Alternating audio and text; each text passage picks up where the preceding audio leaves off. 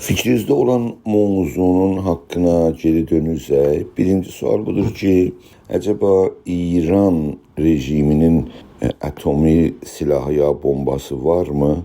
Bir sual budur. İkinci sual ki biraz daha aydındır bu ki, xəbərlərə görə İran rejimi atom bombasını əldə etməyə yalnız bir balaca addımlar qalır. Yəni çox yaxın. Və bəzi xəbərlər, çox az xəbərlər vardı ki, İranda nüvə silahının, o nüvə başlığının ürətməsinə başlamışlar. Amma nə zaman, necə, ondan bir xəbər yoxdur. Burada dəqiq məlumatın əldə olmaması üçün başqa faktorlara dayanaraq bir fikir ürətmək lazımdır. Ona görə nə deyirəmsə, mövcud məlumata dayanaraq bir tərəfdən gerçəklər, bir tərəfdən də o gerçəklərlə mənim fikrimin bir araya gəlməsi ilə bir fikir ürətilir ki, onları mən sizə deyirəm.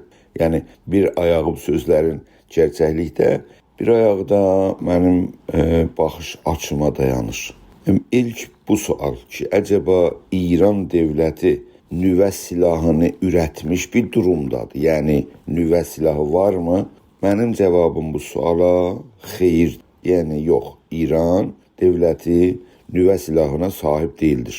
Amma verilən məlumata görə İran dövlətinin nüvə silahına sahib olmasına bir balaca addımlar qalır. Yəni, nüvə silahının lazımi parçaları əldə var, amma o parçaların montaj olub bir nüvə başlığına çevirib, onu da bir muşəkin və ya füzənin başına yerləşdirməsinə hələ varılmayıb.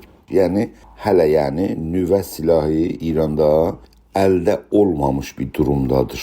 Əgərsə elə bir durum vardır ki, İran rejimi nüvə silahının ürətməsinə yaxınlaşıb və başqa tərəfdən də Amerika, İsraillə bərabər və bir neçə ölkə ilə bərabər İranın nüvə silahının ürətməsinin qarşısına ciddicə bir qarşılıq verib və meydan oxuyurlar. Burada və belə bir durumda İran rejimi iki seçənək qarşısında durur.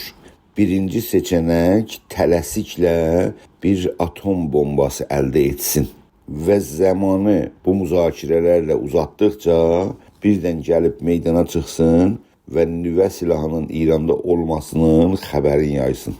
Və ikinci seçənək bu durumdakı İran Amerikanın tərəfindən sıxıntı altındadır və əskəri və hərbi bir hücuma məruz qalması da söz konusudur. Rejimin ehtiyatlı siyasəti götürməsi və nüvə silahının ürətməsindən uzaq durması və bu uzaq durmanı sübut etməsidir.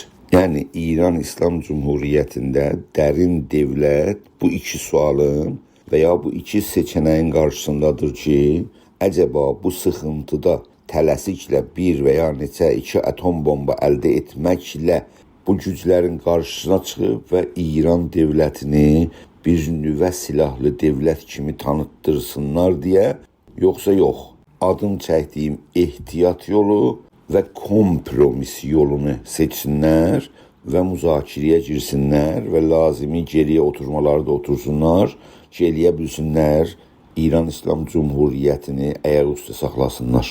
Bu iki seçənəyin qarşısında İran rejiminin dərin dövlətinin qərarı çox önəmlidir.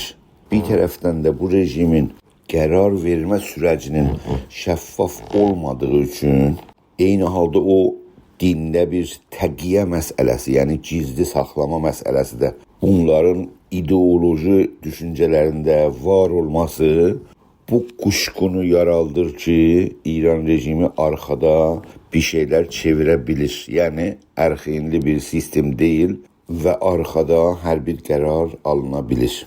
Bu seçənəklər qarşısında əqlə müraciət etdiyimizdə İran rejimi birinci seçənəyi seçməməlidir. Yəni, tələsiklə bir nüvə silahının ürətməsinə getməməlidir. Çünki nüvə silahının ürətməsinə gedirsə də, o nüvə silahının istifadəsi də mümkünat dairəsinin içinə yerləşə bilməz. Yəni istifadə oluna bilməz. İstifadə olursa, eyni halda İran rejiminin də həyatının sona gəlməsini də o istifadənin arxasında görmək olar. Yəni əqil deyir ki, nüvə silah ürətməsinin tələsiklə arxasıca getməz. Amma ikinci seçənək əqilsizlikdən uzaq, ideolojik nədənlərə görə bəlkə bu işi görsünlər. Elə o ideolojik nədənlər özləri məsələnin qaranlıq nöqtəsidir. Yəni bəlirli olmayan nöqtəsidir. Baxmayaraq ki, gerçəklərə dayandıqda biraz zəif nöqtədir, amma hər halda bir bəlirsiz və qaranlıq nöqtədir. Molla sistemin tanıdığımızda və bunların ilk gündən rejimi saxlamaq vacibatıdır deyə danışıb və deyiblər. Yəni, hər nə iş görürlər, görsünlər, İran İslam Cumhuriyyəti qorunsun və həyatına davam etsin deyə fikirləri vardır. Bu əlaqədə əgər Amerika ilə kompromis edəcəklər və varlıqlarını qoruyacaqlar, daha əqlə uyğun gəlir ki, bu kompromis yolunu seçsinlər və mümkün qədər öz istəklərinə dayanaraq Amerika ilə bir kompromisə varsınlar və həyatlarını qorusunlar. Müzakirələr Amerika ilə tamamilə bu seçənəyin, yəni kompromis seçənəyini İran rejiminin siyasətlərindən sərgiləməkdədir. Yəni bu müzakirələrin sonuclanması ilə İran rejiminin nüvə silahı haqqında siyasəti də dəqiqləşib aydınlaşacaqdır. Çün əgərsə bir kompromisə varsalarsa, Amerikanın və başqa dövlətlərin İran üzrə nəzarəti nüvə silahının üretiminin külliyen dayandırılması üçün İran içində devam edəcəkdir. Burada İranla Amerika arasında bir çatışma, yani silahlı bir çatışmanın meydana gəldiyi məsələ gedilən müzakirələrdə qırmızı xətlərin aşılması ilə aydınlaşacaqdır. Və burada böyük bir soru meydana gəlir ki, acaba İran rejiminin qırmızı çizgisi veya qırmızı xətti bu müzakirələrdə nədir? İran tərəfindən, yəni Xarici İşlər Naziri İranı daima deyir ki, biz uranyum saflaşdırma teknolojisini müəyyən bir aşağı dərəcədə saflaşdırmanın devam etməsini özümüzə qırmızı çizgi veya qırmızı xətt bilirik. Amma qarşı tərəfdən Amerikanın rəsmiləri tərəfindən bu adı çəkilən xətt İranın ümumiyyətlə atom teknolojisini tətil etməklə bəllənir.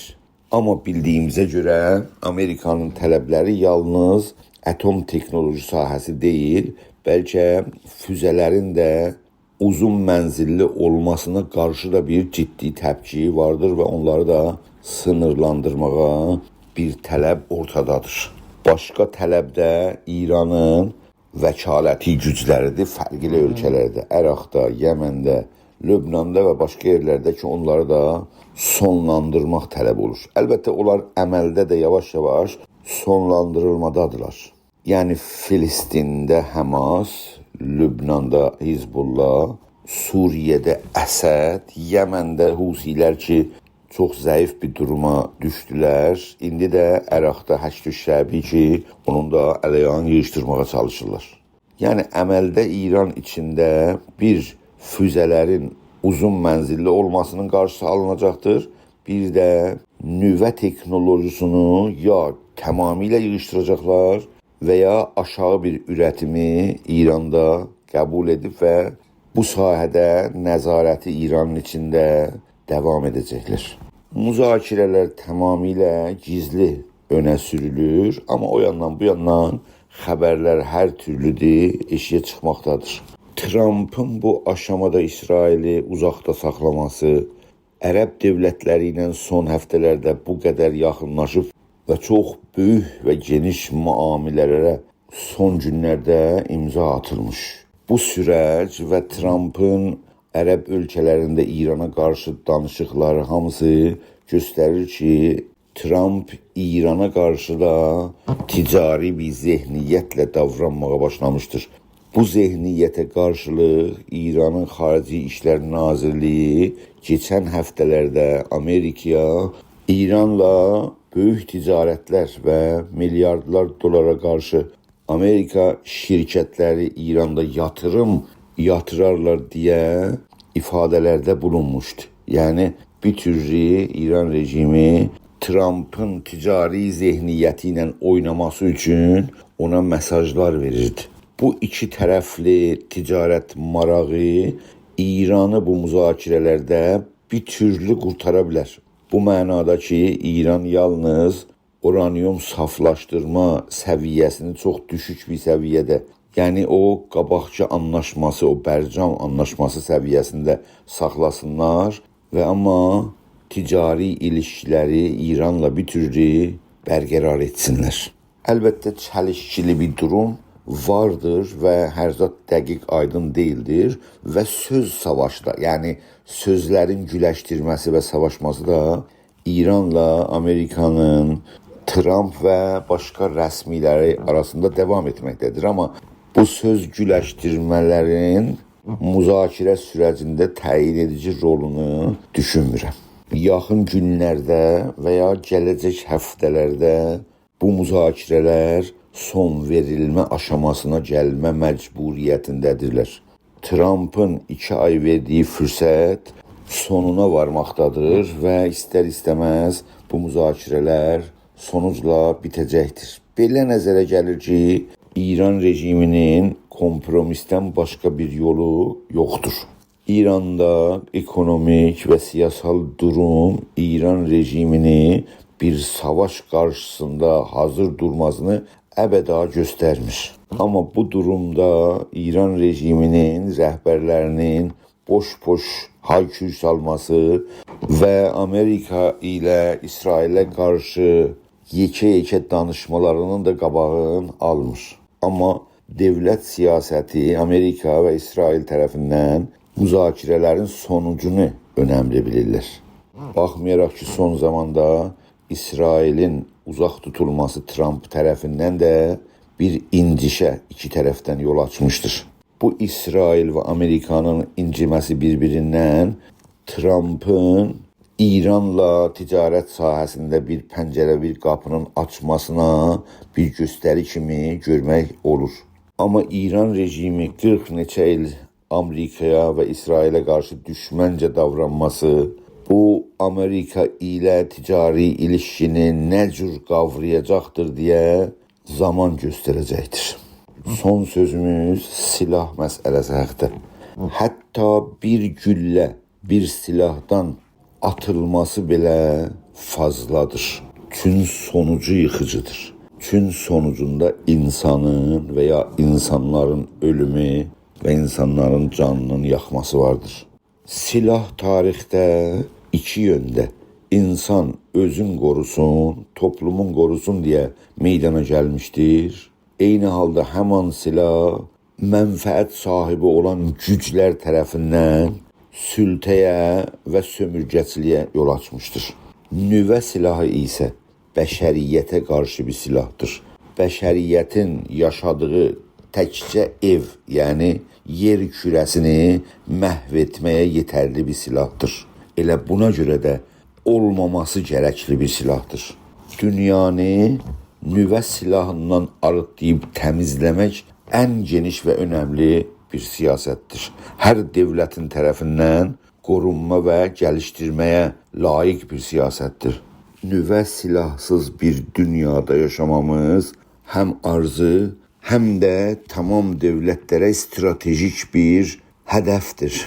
Sözüm uzandıysa məni bağışlarsınız.